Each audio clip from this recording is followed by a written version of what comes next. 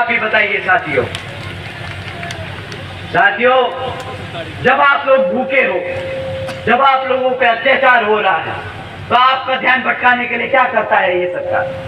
क्या करती है ये भाजपा की सरकार? आपको बोलती है कि हम मुफ्त में राशन देंगे, कहते हैं बड़ा चौड़ से कि 140 करोड़ की आवाम में से 80 करोड़ जनता को इन्होंने मुफ्त में राशन दिया। अब आप ही बताइए, क्या राशन मुफ्त में लेने के लिए भारत की जनता ने इन्हें सत्ता में बिठाया था? आप ही बताइए। मेरी माँ यहाँ बैठी है, माँ बताओ, तुम्हारे बच्चे को मुफ्त में राशन देने के लिए सत्ता में बिठाया था? नहीं ना। परंतु इसकी कीमत अब बहुत महंगी होगी। आप लोग जानते हैं कि 80 करोड़ जनता को जो मुफ्त में राशन दे रहे हैं, हमारे जो फॉर्मल सेक्टर में लोग मेहनत करके टैक्स जमा करते हैं, आप जो दूध खरीदते हो, जिसमें आप जीएसटी जमा करते हो, उससे ये पैसा आता है। आप पता है आप कितनी कीमत चुकाते हो उस मुफ्त राशन की? साथियों, आप सालाना 2 लाख के जनता को दे रहे हो, वो भी तो जनता का ही पैसा है।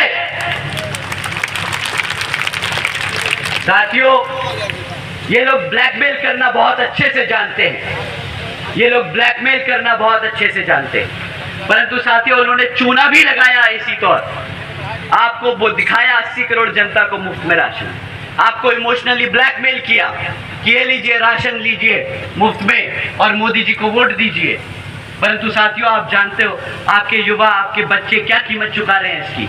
आप क्या कीमत चुका रहे हो उसकी? आपको साल का 6 से 12 हजार रुपए से ज्यादा का राशन नहीं देते। बिल्कुल माँ, हमारी माँ यहाँ सफेद साड़ी में बैठी है। माँ, आपको 12,000 से ज्यादा रुपए का राशन तो नहीं मिला होगा? नहीं।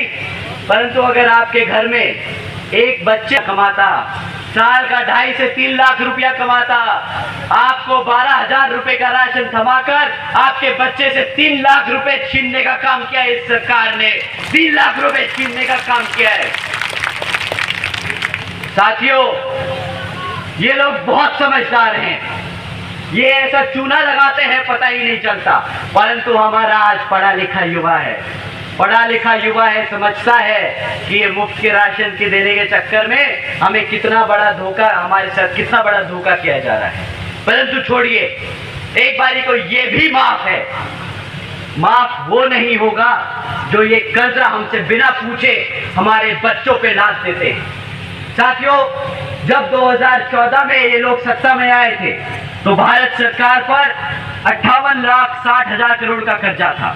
आज 2024 में वो कर्जा 152 लाख करोड़ पहुंच चुका है। आप जानते हैं साल का सिर्फ 10 लाख करोड़ रुपया हम ब्याज चुकाते हैं उस कर्जे का।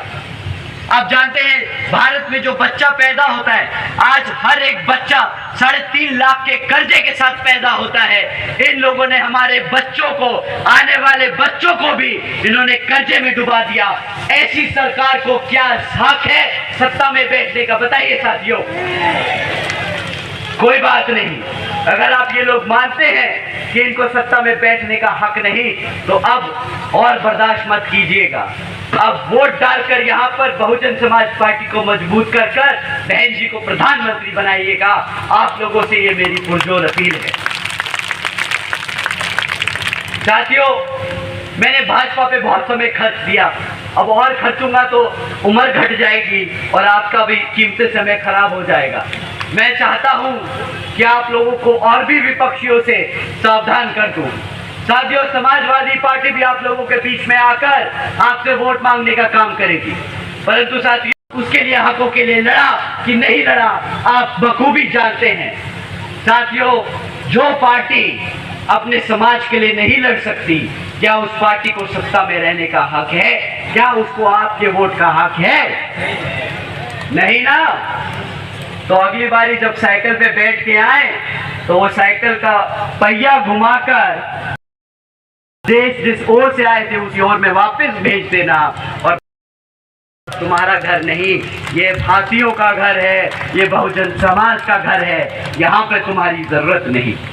साथियों, ये अपने समाज के लिए तो आवाज नहीं उठा सकते, परंतु जब रिजर्वेशन इन प्रमोशन का बिल राज्यसभा में प्रस्तुत किया गया था तो तब इनके सारे विधायक दौड़ कर गए थे और उस बिल को फाड़ने का काम कर रहे थे, उसके खिलाफ वोट करने का काम कर रहे थे।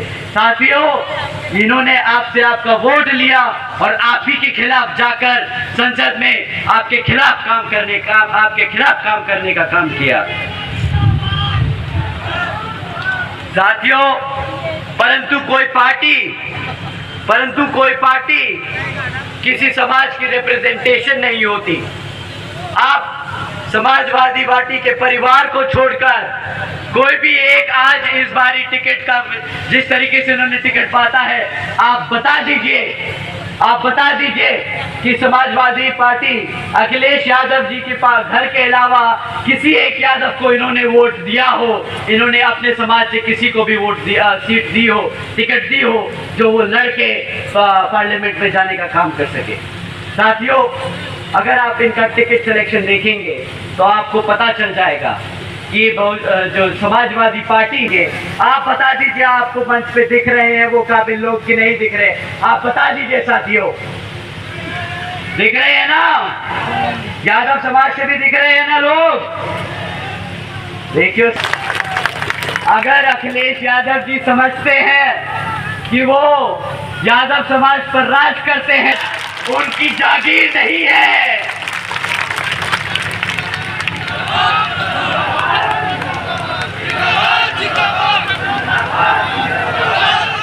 साथियों, इतना ही नहीं बल्कि हमने तो सुना है कि वो बेचारे अभी एक सीट पर 4 पर्चे क्या वो आपके लिए, हकों के लिए लड़ सकता है? क्या वो प्रदेश संभाल सकता है? क्या वो देश संभाल सकता है? आप ही बताइए साथियों। तो अब साइकिल का पत्ता काट दिया, भाजपा का पत्ता काट दिया, रहा आपका हाथ जो आप लोगों के बीच में आके वोट मांगेगा। साथियों, कांग्रेस पार्टी भी आप लोगों के बीच में आएगी। वो पिछले कुछ महीनों से भारत जोड़ने में लगी है। 60 सालों में उनसे भारत जुड़ा नहीं, परंतु अब जब उनका अस्तित्व खतरे में है तो उन्हें लगता है कि भारत जोड़ना पड़ेगा, हमारे SC ST OBC समाज को रिजर्वेशन देना पड़ेगा। परंतु अब बता दीजिएगा कि भाई, जब साथी आप ही बताइए, दुश्मन कोई बात नहीं, अभी हल्के से बोल रहे हो क्योंकि उसका वजूद नहीं है, मैं समझता हूँ, ना उसका आधार है इधर। खामखा उसके बारे में बोलकर उसकी खामखा प्रमोशन कर दी। अब कांग्रेस पार्टी से भी बोलना पड़ेगा कि भाई, जनता को माफ करो, जाने दो यहाँ से, माफ करो। साथियों,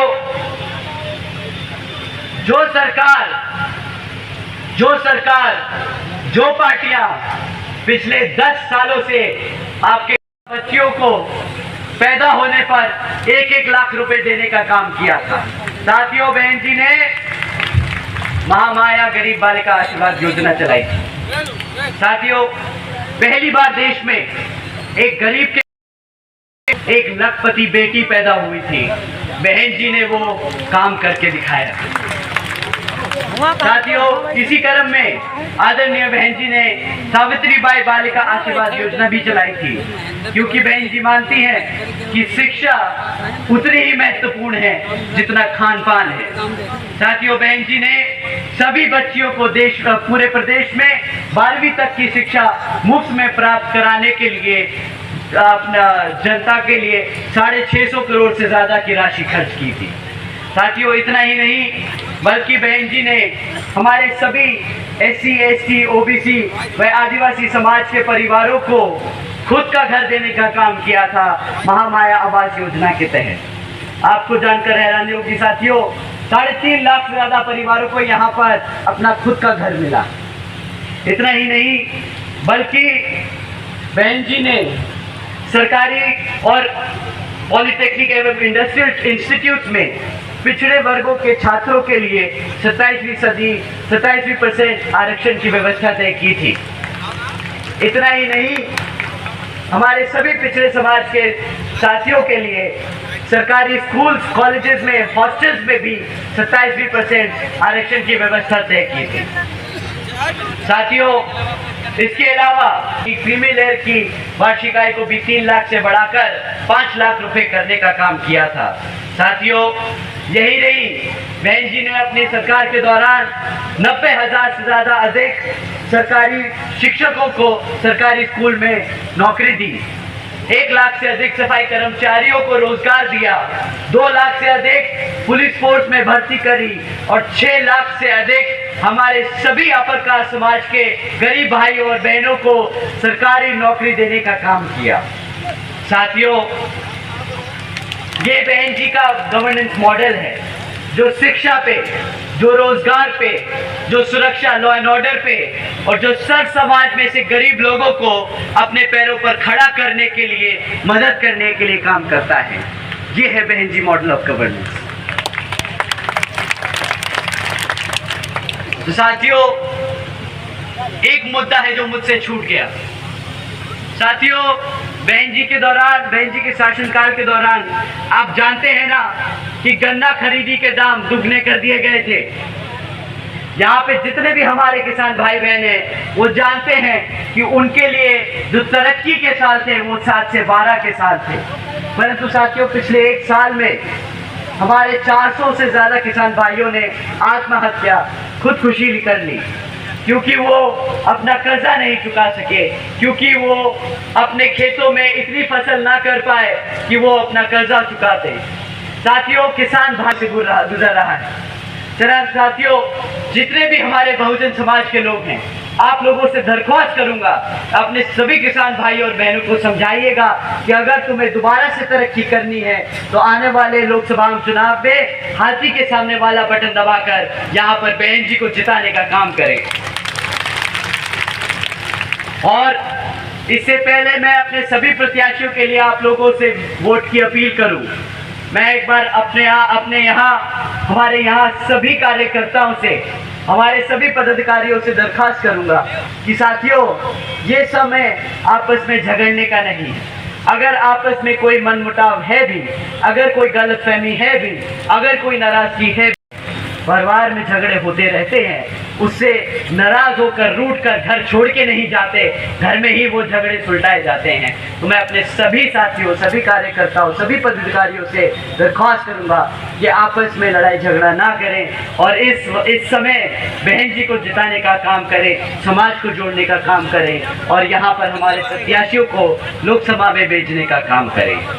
साथियों, इन्हीं जरूरी बातों के साथ ही अब मैं आप लोगों से और खास को हर मोर्चे पे सावधान रहें। आप लोगों का वोट बहुत कीमती है, आप लोगों का वोट कोई खरीद ना पाए, आप लोगों का वोट कोई लूट ना पाए, आप लोगों का वोट कोई किसी तरह छीन ना पाए, आप लोग किसी के बात और बहकावे में ना आए। आप लोग यहाँ पर अपनी पार्टी, बहुजन समाज पार्टी, हाथी के सामने वाला बटन दबाकर बहन जी को जिताने का काम करें। यहाँ पर हमारे सभी प्रत्याशियों को लोकसभा भेजने का काम करें। आप लोगों से ये पुरजोर अपील है। साथियों, हमारे प्रत्याशी भीमराव अंबेडकर जी जो हरदोई से लड़ रहे हैं, आप लोगों से दरख्वास्त करूंगा कि आप इनको भारी वोटों से जिताकर लोकसभा में भेजने का काम करें। साथियों, श्याम केसर अवस्थी जी जो यहाँ पर हमारे प्रत्याशी हैं, आप इनको भी भरपूर वोटों से जिताकर लोकसभा में भेजने का काम करें।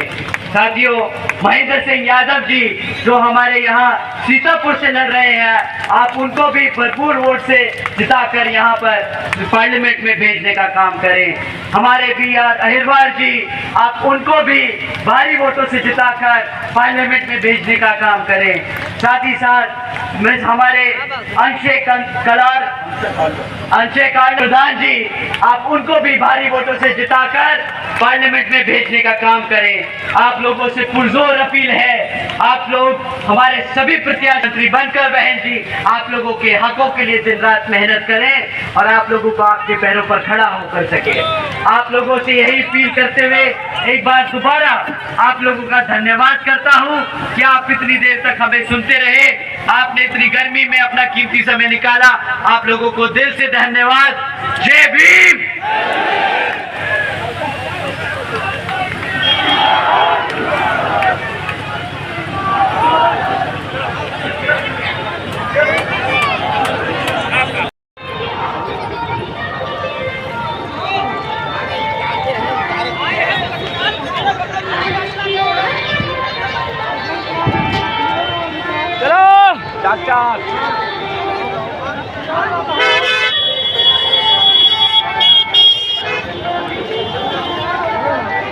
हाँ।